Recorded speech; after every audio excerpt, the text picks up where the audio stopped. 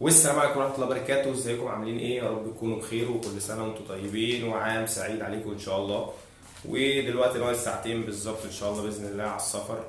واول حاجه بعملها ان انا ببص على العجله، براجع هل في حاجه في العجله مش مظبوطه، هل العجله محتاجه صيانه في اي حاجه وبعملها.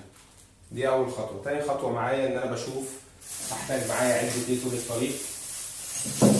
باخد معايا دخل احتياطي وعده للطريق، وباخد معايا العده اللي هتكفيني في المشوار، يعني العده اللي انا هحتاجها ان شاء الله باذن الله في المشوار. دي بالنسبه للعده. باخد كمان معايا اكل خفيف يكفيني طول الطريق، زي مثلا موز او بسكوت اولكر عجوه او بلح. الحاجات ديت بتديني باور طول الطريق، فبتساعدني ان انا اكمل الطريق.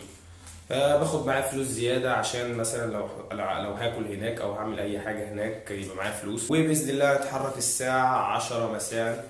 الساعة 10 مساء هنبتدي نتحرك ناحية اسكندرية، من القاهرة للاسكندرية، وتابعوا معانا.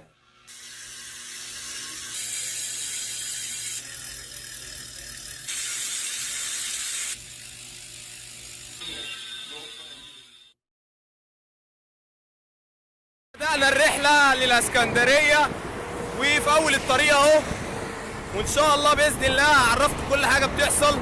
إحنا كده تقريبا مشينا حوالي 10 كيلو بس أو 15 كيلو بس، لسه في الطريق أهو. وإن شاء الله بإذن الله كل شوية هعرفكم الجديد، وتابعوا معانا. هنا يا شباب وصلنا عند البوابة، لسه في بوابة اسكندرية، وأخويا شيتوس معايا أهو. نور يا شيتوس حبيب قلبي. ان شاء الله باذن الله نكمل المسافه على خير. نوصل بالسلامه وانتوا بالسلامه. والرجاله اهي كلها اصلا عايشه يا رجاله، وكده وصلنا لاول ريست. برعوا لنا عشان الشنطه خدنا لنا 30 كيلو خدنا لنا 30 كيلو تسخين كده ان شاء الله باذن الله على ال 250. ووصلنا اهو الريست، وصلنا الريست، والكابتن اسماعيل عايز يتحرك واحنا لسه جايين.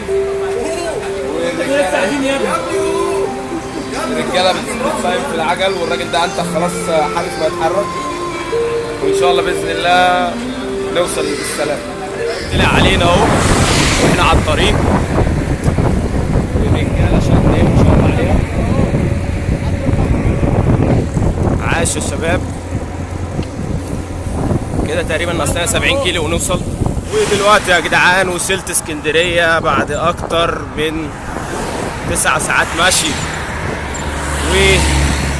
والساعة دلوقتي تقريبا 9:30. يعني أنا متحرك من هناك 10 والساعة دلوقتي 9:30، يعني قعدت في الطريق 12 ساعة، من ضمنهم 3 ساعات راحة. يعني مشيت 9 ساعات بالعجلة، وإن شاء الله بإذن الله هنوصل وننام.